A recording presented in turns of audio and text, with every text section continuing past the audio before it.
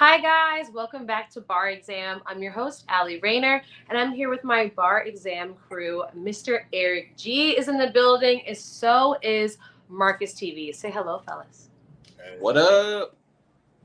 So I hope that everybody had an amazing week. Thank you guys for having the start of your week with us.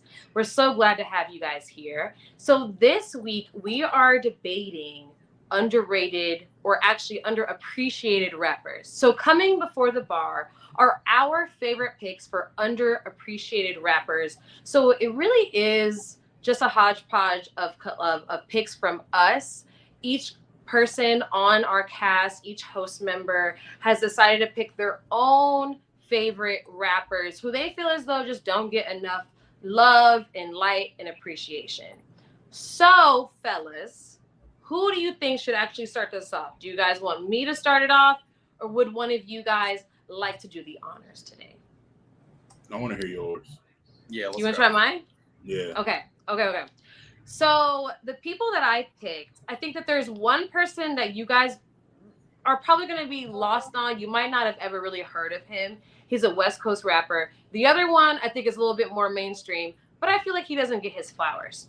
So I'm going to start off with the one that is a little bit more of an independent artist, a little bit more underground, and I want to just bring some light to him. So one of my favorite rappers ever is Rex Life Raj. So again, he's got this West Coast kind of style. And what I really love about Rex is that he actually writes songs that have a little bit more meaning to him. I feel as though majority of the time that you hear a song from Rex, it's about him feeling as though like he needs to connect more with the people in his life, that he needs to connect more with not just his family but like with God and things like that. And I feel as though his content is not super shallow, which we can totally, see happening right now with the currents and the trends that are happening on TikTok, Instagram, and all the other social media platforms that are out there right now.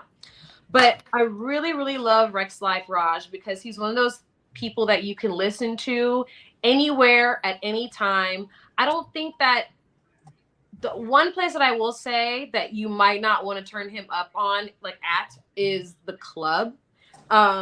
He's not a huge like club banger type of artist. I don't think that's what he's doing it for. I think that he's actually doing it for you listening alone, you listening with your family, you listening with your girl. For sure, all of those things hit home for him, but the club, maybe not so much. So I will just give you guys a couple songs that I love from Rex that I think that you should definitely check out. He has some new music right now that's out for sure, but the ones that actually turned me on to Rex Life Raj would be Tucked Off Shoddy, Time, and Handheld GPS. Again, those ones are more about spending time with family, with your girl, work-life balance. And I love that kind of content because it's a lot more relatable than what these other rappers might be out here talking about. Off of his newest project, I would say it would have to be his newest project is called Blue Hour, by the way. And I would have to say the songs are called New Normal and Beauty and the Madness. And I think I like those because, again, I might not hear them in the club, but they're definitely songs that will get people hype, that you could play around your girl, possibly even around your family members who are older, younger, whatever. And you don't have to feel like you're degrading anybody, that you got to turn it off and be like, okay, these lyrics are a little too racy for some people in the crowd. I don't think that he gives that vibe at all. So definitely go check him out.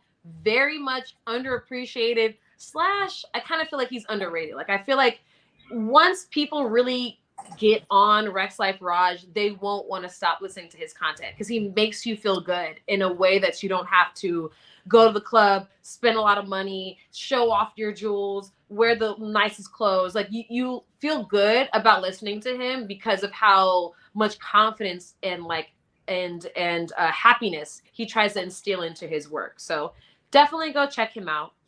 My next one is way more mainstream. I think we've all heard of his music, but I just feel as though he doesn't get his flowers because this motherfucker has not put out an album in a hot ass second, but he still sells. So my next pick is Wiz Khalifa.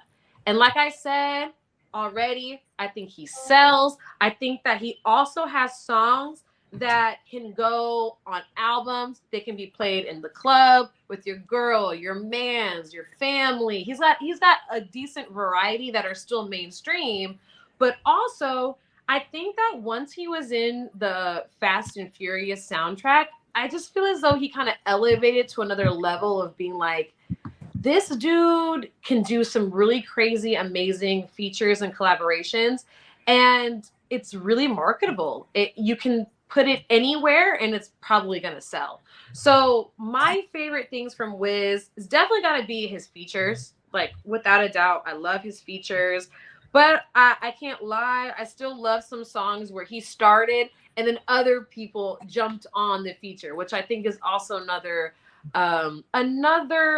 tally mark when you come up against the list of who are some of the best rappers. It's like, who actually has some fire ass fucking features? I think Wiz definitely comes up on the list. So for me, one of my favorites is We Dem Boys. I get stupid hype off that song. Ass Drop, stupid hype off that song. And then some of these other ones are like kind of more like in movies or whatever, like Sucker for Pain. I think that was a terrific song. I think it was great in the movie. I think it was in the song. I'm sorry, not the song. It was in the movie. I want to say like Suicide Boys. I want to say it was in that with like Will Smith and all these other characters, right? Like it. I think it fit in so well. And then the features on here, like Wayne, Imagine Dragons, Logic, Ty Dolla Sign, like it's hard to get these type of people on your feature. So the fact that he did it and then it was on a fucking movie track, a movie soundtrack, that's incredible. There was also the one off of what is it called? The Fast and Furious soundtrack. What is that one called? I want to say that one was called Long Road or Something like that. I know what you're talking about. yeah, Something like that. It's such. I think that's probably one of his highest selling because it was on Fast and Furious, but also he did that pop crossover. So I feel like Wiz came a long way from Black and Yellow to fucking doing songs on movie tracks. He's doing songs with everybody in the business: Ty Dolla, Trippie Redd, Currency, Wayne. Like I just feel as though people aren't hesitant about jumping on a song with him anymore, especially since the Fast and Furious joint. So those are my top picks as underappreciated because I just feel as though they don't make the list of mainstream a lot of time or of like my top 10, 20, 30, 40, 50. Like they don't normally make those lists. So those are my picks. Fellas, do you have any comments on those? Do you agree? Do you disagree? I do have some comments. So first of all, shout out to Rex Like Raj because I actually checked him out personally because we've covered him a couple of times on our blog. Shout out to Ill Roots. We've covered him a couple of times, so I've definitely heard his music. He's definitely one of those people that is underappreciated, but also I feel like just hasn't hit that stride. He doesn't have that one definitive project yet that everyone knows about, and I feel like that time is coming because he's still kind of new a little bit, so I feel like his time is coming. Yeah. Now, as far as Wiz goes, Wiz is one of my favorite artists, period. So I actually have a good amount to say about this, but I'll keep it short. Wiz is a very underappreciated artist because he drops at least once every year, but nobody ever knows or talks about it. Yeah. He literally just dropped a new project called Sia. Let me see. 25 tracks on June 14th. Wow. So yeah, he drops pretty frequently. Not a lot of people, to be honest. Somebody named Lil Vada, Chevy Woods, and Young Deji.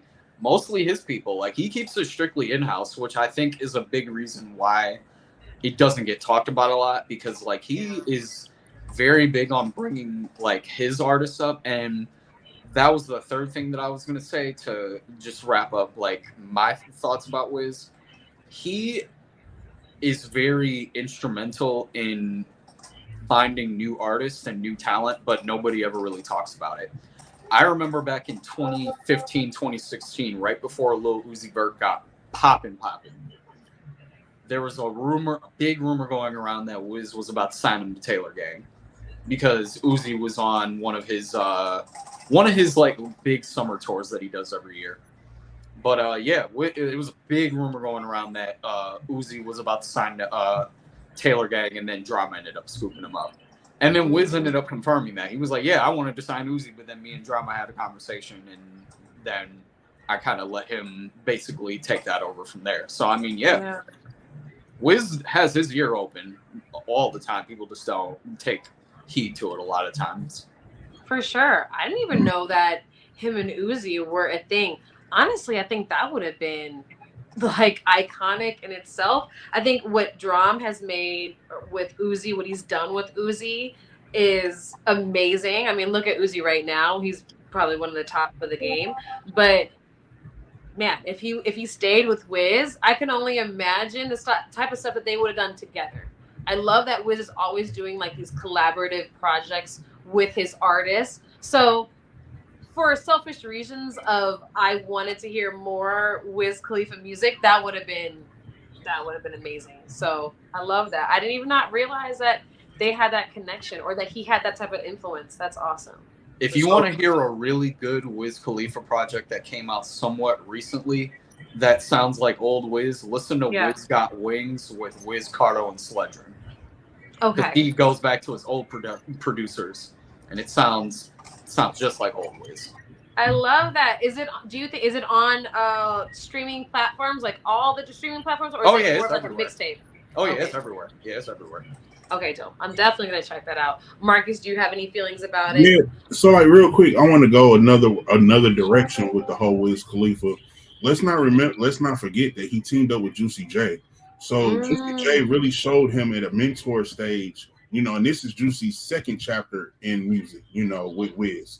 And he was able to also get schooled. We already know about the hustle and flow and you mentioned the Fast and the Furious and the music. He was like, hey, get you a theme song, on the movie, you can have this. You have this song. These are the future. Wiz's business moves since being around Juicy J, they mirror each other because Wiz is successful and still low key and still making impactful music, but he's also still relevant and it still hasn't what the quote unquote fell off. You can release quite like how many Juicy J has released Blue Dreams and Nightmares and all of these not feature releases, but he still has new music out that you still know. Same as Wiz, so them teaming up was for a basketball reference was like a Kobe and Shaq. Like they really did, groove with each other, and it worked out. It worked out immensely for both of them. I remember when that first happened, and I was like, "Oh man, this is one of the smartest collabs ever." Because Wiz was openly talking about how much he loved 3-6, how much he was influenced by them. Yep. And then when Juicy just like came right on board and just all the subject matter at the time, it was like, "Oh yeah, this makes perfect sense." Yeah, I mean, first of all, it's only so many ways you can smoke. Like. I mean, they've done every single goddamn way. And like we gonna go back to. I mean, think about Jeezy, Trap or Die. I mean, how many ways can you sell a brick? Jeezy's gonna show you. Just like how many ways you can smoke a blunt. Juicy's gonna show you. Wiz definitely gonna show you. And guess what? It never gets old. Then when they do try to come, sometimes I'm not gonna say when they do. Sometimes if they go outside that box, you like, no, I want the old one back. Yeah. Wiz never had that moment, even when he ventured out, like you said, and did the Fast and the Furious is actually a crazy song because they gave him I think he said they gave him certain words to use that they wanted, which is the Vin family. Yeah. Yeah. You do it all for family. But he had a lit. So he wasn't. I don't want to say he wasn't artistic freedom. Like he didn't have this. He was like, we need you to use these 150 words in this song from the script. Yeah. Make a song. So I don't. They didn't. He didn't. I don't want to say didn't have to concentrate, but he didn't have to use the whole. Be like, okay, I can. Well, no, they only want me to do this. Let me piece this and do this, and and this is what he came up with. So it just worked. It just worked. He always kind of had that like pop influence anyway. For like sure. Like Rolling Papers, his debut album, full of pop songs. Yeah. Like his sure. even on his mixtapes before that, he definitely had pop influences on that, and a lot of those songs are still good. Yeah. To this day, so like it's not like he didn't take from that from before. Like he always had that in him. He just took it to the movie soundtrack level.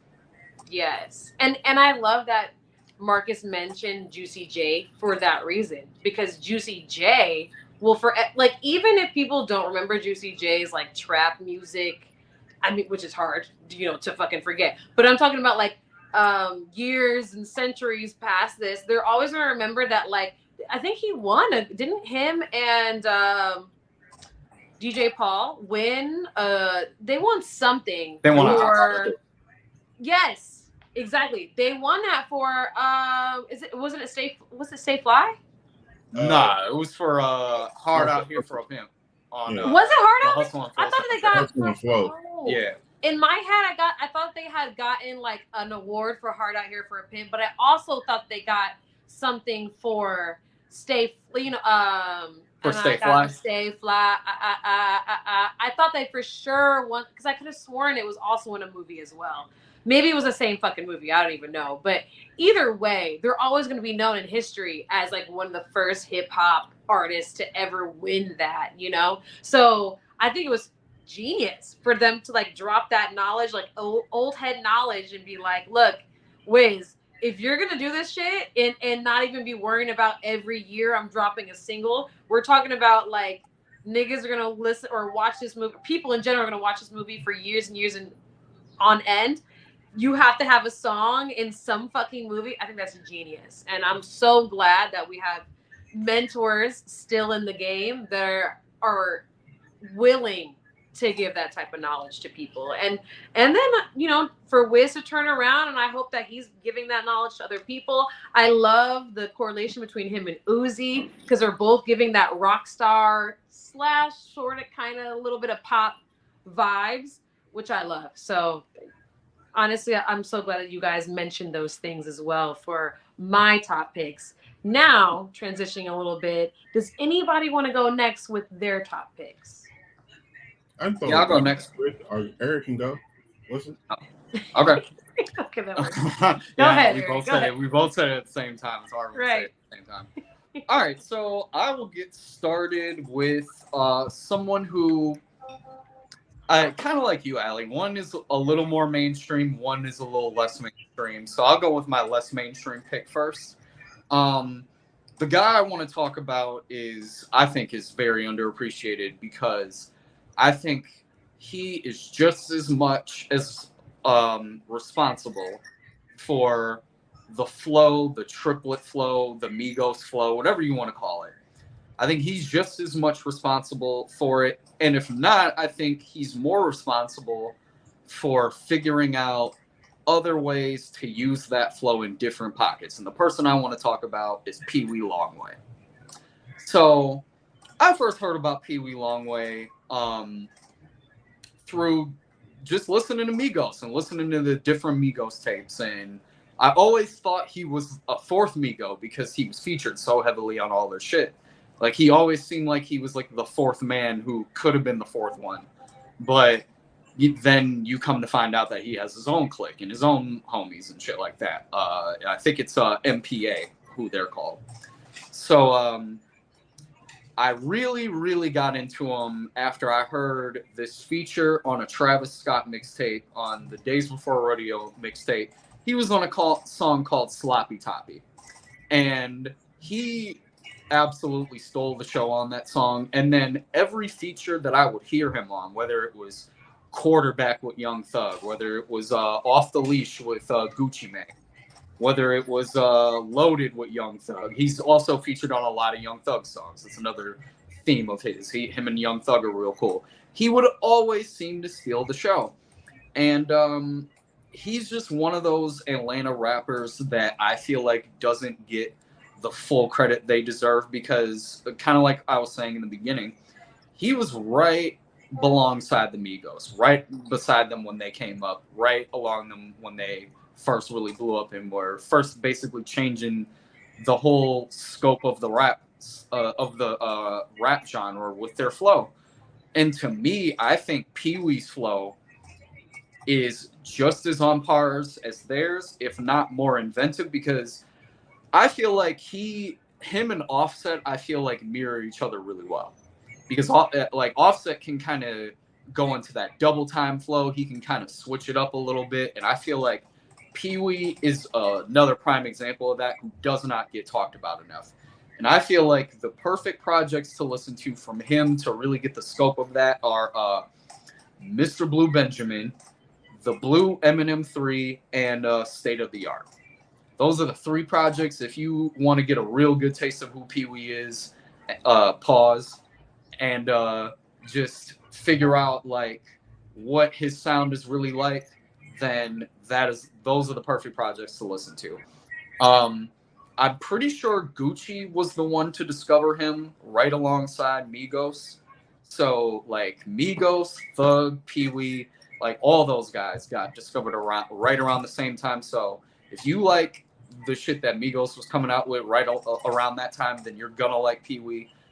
I dare say, if not more, because again, you'll just listen to the content on there and you'll find that he gets a little more experimental with the flows than a lot of his than a lot of his people that are compared to as him. So definitely listen to those three projects. I would definitely recommend those. The second person I wanted to bring up is the more mainstream person, and I wanted to talk about Don Toliver. So, Don Toliver, I actually first heard about Don Toliver before he got signed to Travis Scott. That's who he signed to now.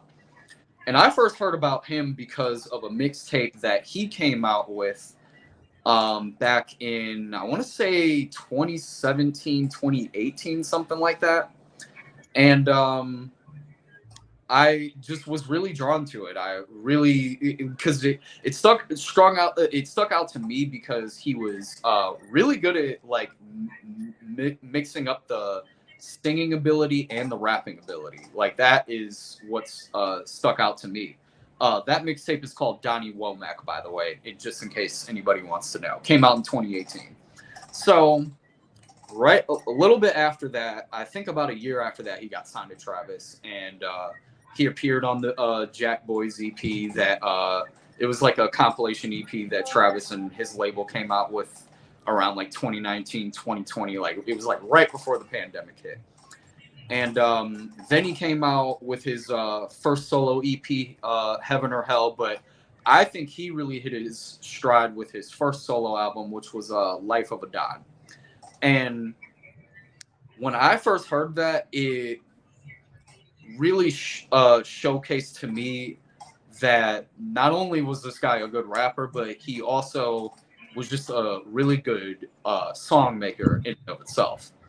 And I think besides people like Thug and like Ty Dolla Sign and people like that, I feel like we hadn't had like a good mix of artists who knew how to blend the two really well together the way that he did.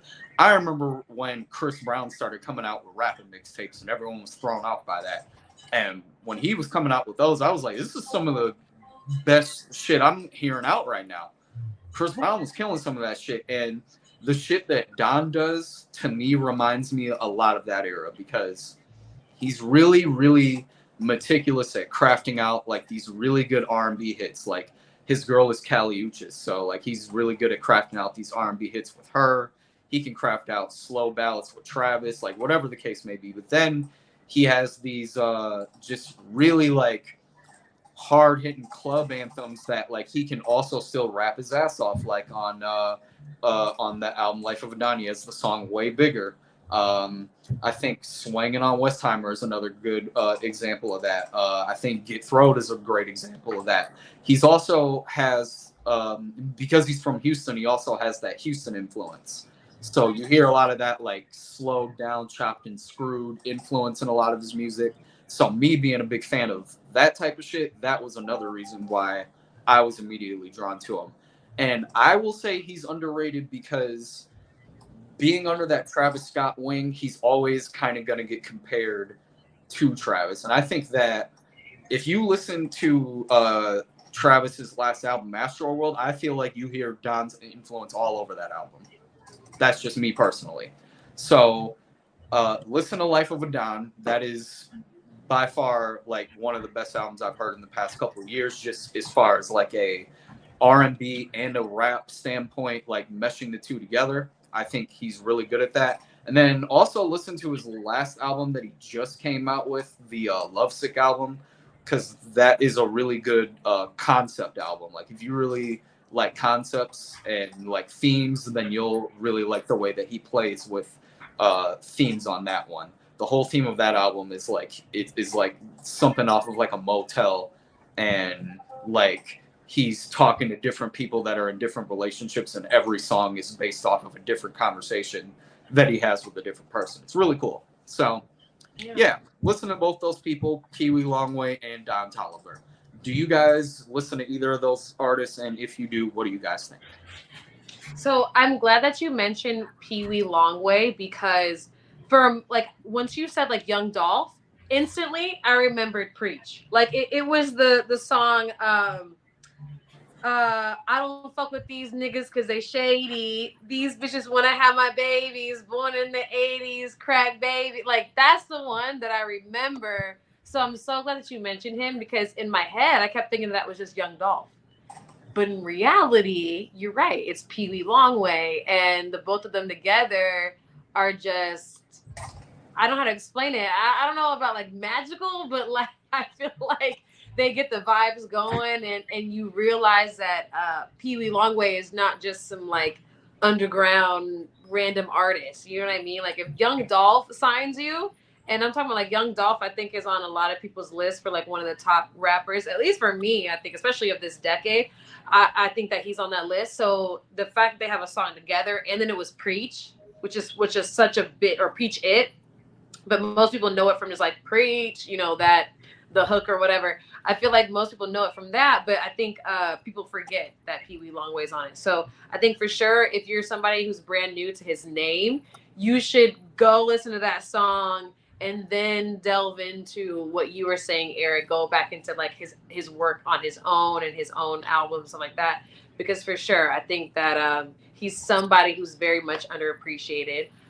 But my biggest takeaway has to be Don Toliver. I think you hit it right on the head. Don is somebody who is super underappreciated. He has songs by himself that could be like, okay, this might not be what other people think as like one of the, like how you determine if a song is worthy or not.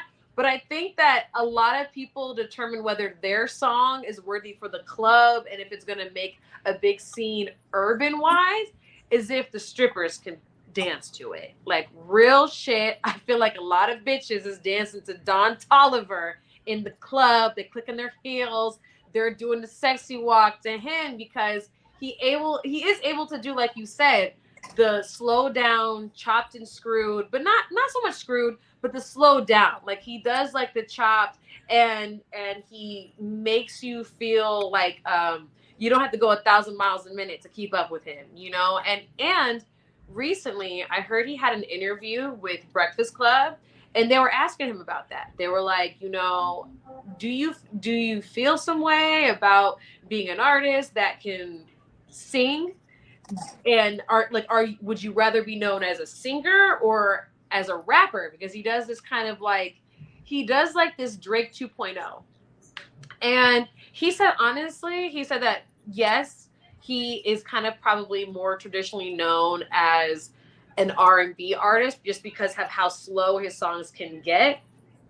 But he said, why would I box myself into just one category? Why, if I have the talent, if I can still spit, if I can still make an amazing song with having both in there, why wouldn't I? And I think that he is one of those artists that you're like, yes, this is starting to become the caliber, not just you can rap or you can just sing. If you can do both, you're kind of a superstar. Like you're kind of starting to be in your own lane. That's hard to replicate. So that's a major reason why I love Don Tolliver, and I think that he got a lot of notoriety off of the Jack Boys EP because it had such amazing names like Travis Scott and all of his gang or whatever.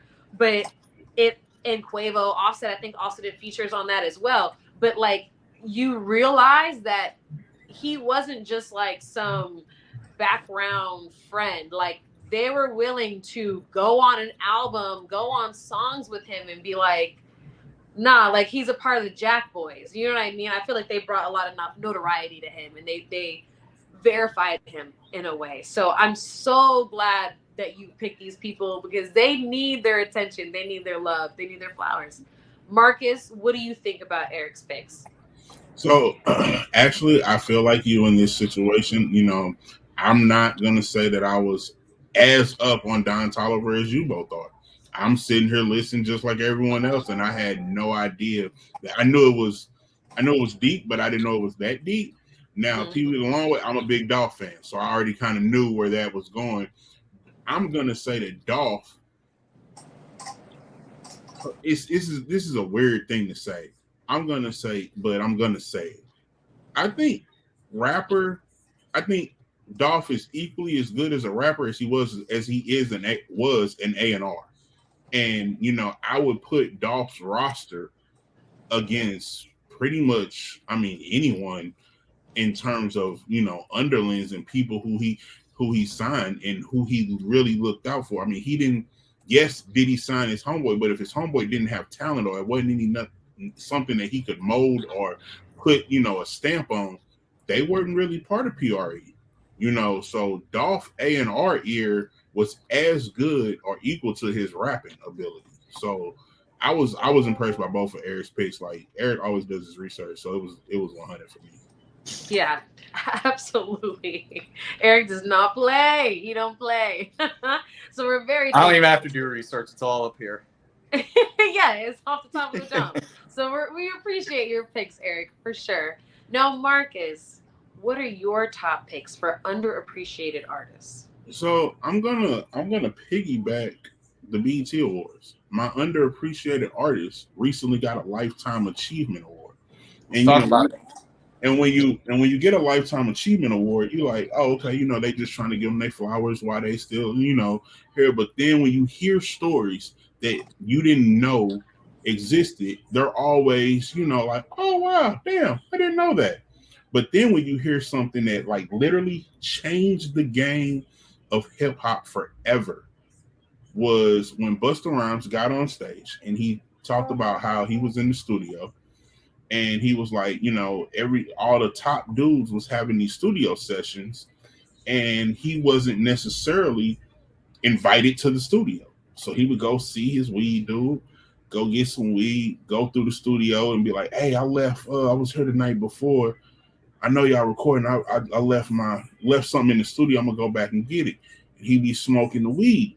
So when he walked through the studio, he let whoever studio session was hit it, and he said he had that good Jamaican weed. So once they hit the weed and they was in the studio session, they really didn't ask him to leave. He was just hanging around, and he said he kept Genius. doing that and kept doing that and kept doing it. By doing that, he would get on songs, be like, "Oh yeah, we need you on this, we need you on this." And Busta Rhymes created the feature. Not just he's good at features, not just he actually created, put another artist feel like, you know what, yeah, I do need you on this track. Like hop on it with me. He created the feature. And I mean that is something, first of all, that I didn't even think was a hip hop. I didn't even know someone coined the feature. Like I didn't know that it originated with someone. I thought it was just like, oh yeah, they was featuring this or feature. I thought it was something that happened. I didn't know that one person literally made features possible because you just used to stick with your crew. So shout out to Busta Rhymes. That's my underrated pick because I mean, out of everything that he's done in his career, I never knew that Busta Rhymes was responsible for the feature that everyone and look where the feature has gotten today. You as excited as you are for a single, you're more excited for the remix and who could possibly get on it from someone who's up and coming, like with just a catchy song, to somebody's like, oh no, this go, but wait till they get on it and wait till they, So the feature was created by Busta Rhymes, so shout out to Busta Rhymes. I'm so glad that you said Busta because honestly, until I saw the BET awards, like you mentioned, like I didn't realize that one, Busta was the motherfucker to invent it. Like I knew that people always said like they felt like Puffy was the person who invented the remix. But man, to me personally, I feel like the feature is in my own life. I don't know about anybody else in hip hop culture or whatever. I just feel like it's influenced me more. Like not every song has a remix, but when they get that feature, I feel like it's more prevalent to get a feature than anything. But like when they do, it'd be like this like it's like this very cordial battle between the main artist and the feature. And you'd be like, oh shit, like these niggas are finna spit. Like they're finna go crazy because of like the caliber that was presented. Like you gotta go second after that and you gotta bring your shit. But what I think that most people or artists, I think that artists really, really need to pick up from the story that you gave is that you can do things like this. Like you can literally sit here and mastermind a whole feature and the nigga that you're doing it off of, the feature that you're getting or whatever, they don't even realize. Like for him to be like, I'm gonna leave something, like that's what chicks do nowadays. I'm gonna leave a hairbrush at his house and then I'm gonna come back around, pick it up, and be like, oh well, date number 2, or dudes do the same shit. You know what I mean? Like I just know that girls do it in some really weird shit. They be like leaving t-shirts and underwear, and you'd be like, bitch, how did you even leave here without those items? So like the fact that Busta was like, I'm gonna just leave some weed in the corner and is not gonna notice it. But then once I light that bitch up, nobody's gonna ask me to leave. I'm gonna be like, oh yeah, it's the homeboy with the weed. With the weed. And the nigga kind of got bars. Like I might have heard him here and there. Like I heard he can rap fast. Like, yo, just so genius. And I feel like if anything, he should probably be one of the artists that is mentoring these younger artists. Like you want to feature and you don't want to spend $100,000, $200,000 two on an occasion. Yeah, nigga, leave something in the studio that you're not afraid to lose and come back around the block and be like, who the fuck, who's got Studio X? So it's crazy Oh, okay, that who you has said Studio B feature. today? I think it's so smart. I think the strategy is just out this world. It's definitely crazy that you said mentoring the next because who we mentioned before, the super aggressive Scarlet chick, is I believe under his mentorship wing, if I'm not mistaken. So I'm I'm anxious excited to see what he's able to do with her, or even if it's not really up under he's close by. I'll say that if she's not up under him or signed to him, he's very close by and watching her and kind of you know help. I don't group moving her in the right, but so she doesn't get taken advantage of. So I'm very anxious to see that. Oh, me too. 1,000%. I think that was super smart of him to do.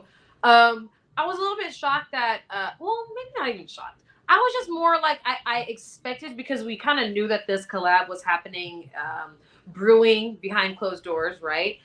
I was a little bit shocked that he didn't bring her out for BET Awards. I heard he actually did the performance with Bia.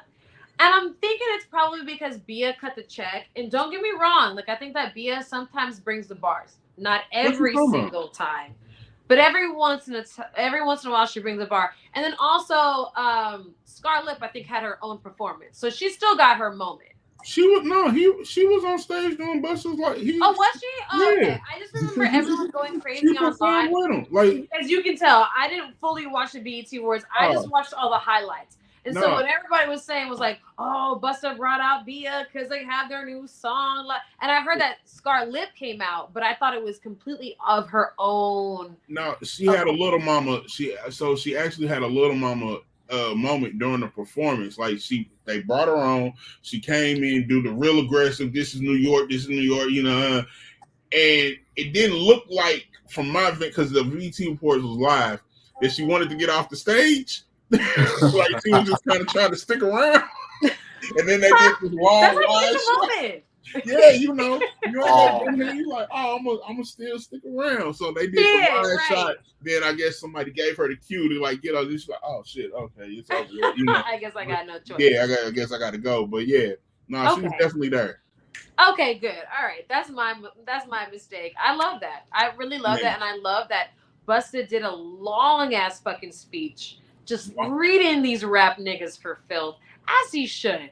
And he's right. It shouldn't be about the beef. It shouldn't be about all that fuck shit. It really should. Like, I think that we're missing the great collabs and features, And as somebody who invented the fucking feature, I love that he was like, let me take a moment out of my speech to just address that we should be doing this more. Hey, like, this is gonna sound so because the old Marcus, the immature younger version, not my older refined self, would have been like, this bitch ass nigga on stage crying. Like, oh my God. Like, yo, what the fuck? And I'm sure a lot of young ones was at home like what is going on with this nigga? Because they don't know who Busta is. They don't understand the influence. But as a more mature man today, what do you think? What did you think? No, it was a sincere, like, so I can honestly say that twice I have received an award, and when I received it, I was like, walking up, I was a G and all this. And then when you literally feel it in your hand and see these people looking back at you, it's emotional, it's overwhelming. And you have the little thug one tear, just like, get out, cry. Walking out, yeah. Just like, damn, you try to get yourself together. But, like, so I have experienced that same moment. And so for him to actually embrace that moment, because first of all, let's if you really want to play it back, he came up there and did the Michael Jackson. Michael Jackson. They told Michael Jackson he had 12 minutes to do a Super Bowl show. He spent 5 minutes on stage not saying a word. Don't care. I am who the fuck I am. 12 minutes. We gonna find the time, baby. That's what Busta said. So he walked embrace my presence. Yeah, he did the Michael Jackson, and then said, I want to cry and I want to be, and then that got well received. So I'm like, yo, this is Busta Rhymes crying, like what the fuck, So it was like a humbling. It's like when you go through it, it's a humbling thing to sit there and be overwhelmed with emotion. Yeah, I love that he actually let himself have that moment. Like, I wanted people to really, or not even just people in general. Yes, people, but really men, for one, to see another man cry, somebody that they look up to like Busta. He ain't never been a skinny toothpick in his life. Like, he's big, masculine. He raps like a motherfucker. He's creative. He is, like that dude. So I love that he was able to cry and not be like, oh, I'm going to rush off the stage because I'm now crying. Like, people have rushed off the stage for less. So I love that he was like, no, bitch, BET, you going to give me my flowers and then I'm going to take some extra time on the back end because fuck that. I need my moment. And he deserves it. I also just love that he took that moment, like I said, to highlight other people, and he wasn't ashamed about it. And I think that's I don't know. I just feel like he's a legend. on his own, for his own merit, his music, his features, all that shit. But then this took it to another level where I was like, I hope the rappers who are out here today see that and realize that you don't have to wait 20 years for when they finally give you your flowers and your plaques and your awards for you to be like, let me have a moment right now to highlight people who I really fuck with, who influence me, who make me a better artist, or people who I just feel as though might be on this stage after me. That's just, I Right. just thought that that was amazing. Eric, what did you think about that? No, I completely agree. I mean, like, you look at Bustin', I mean, you go through his entire career, and like the fact that he's just now getting the Lifetime Achievement Award. Well, no, I mean, it's I think it was time now. Like, he's put in the work, he's put in the he's a legacy act at this point. You know what I mean? And when people hear legacy act, they might think that as like a slight because of just like the way that people look at hip hop legends nowadays. But no, that's not what I mean. He is a legacy act in the sense that he can pretty much call anybody for a feature and guarantee that they're gonna honor it because it's Busta Rhymes. You know what I'm saying? So like you even from like the new people that he works with, like he just from what we've been mentioning. So I mean, he's got it at this. He's solidified. Like he's one. He's a one of one. So yeah, I completely agree with everything you guys have said as far as Busta goes. Exactly. Hey, real quick before we wrap up too, because I mean the BET Awards was dope. Shout out to them for also being live. You know, the Buster performance was good, but it also showed you that that nigga ain't been touring. You know, you know, Yes. Like missing like some words, It huh? showed a yeah, lot of people yeah, go halfway be through. camera ready as No, much as he his thinks. speech and all that was fine, but when he came back in that white coat and him and Smith Star, and they like the first three songs was good, and then they got winded. All I can hear was Puffy and making the band. Like when he was talking about, now you got to get it together. You got to be on this stage. And, you know, even my homegirl, I love her to death, Glorilla, was weak on the BET Awards, but she was only weak because that was a live performance. And I mean, to give Beyonce credit, to sing and to dance is a talent. Live. That's the Do thing. A lot of don't these pop artists are doing these lip sync. yeah. You know, I'm just moving my mouth to the music. I'm doing all these, you know, I'm hitting the dance moves, but I'm not really live singing.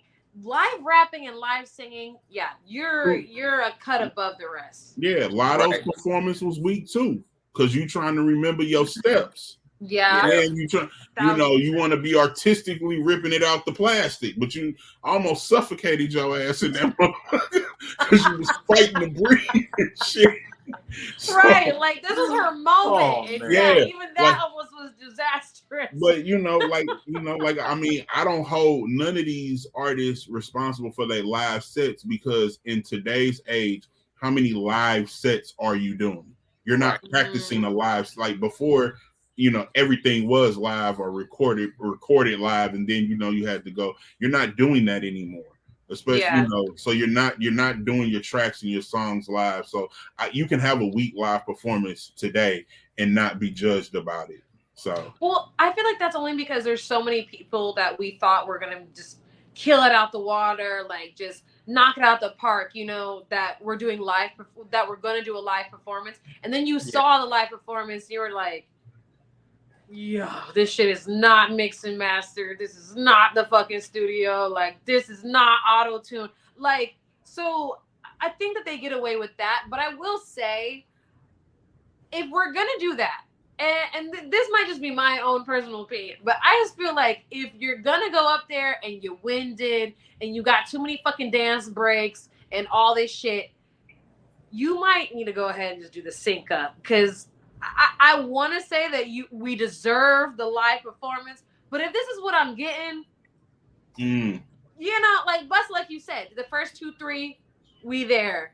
But if he was any of these new artists who have 20 less years, you know, physically on them and all this shit, I'm looking like, bitch, you better go up there and sound like the motherfucking record. Otherwise, lip sync this shit and just do all the dance moves and the choreo, do all of that shit. You know, I just don't want you picking and choosing. You know what I mean? Yeah. Like, do one Yeah. amazing thing and then do. Yeah, that's just me personally. Maybe other people would be like, "Bitch, just do the bars and stop moving."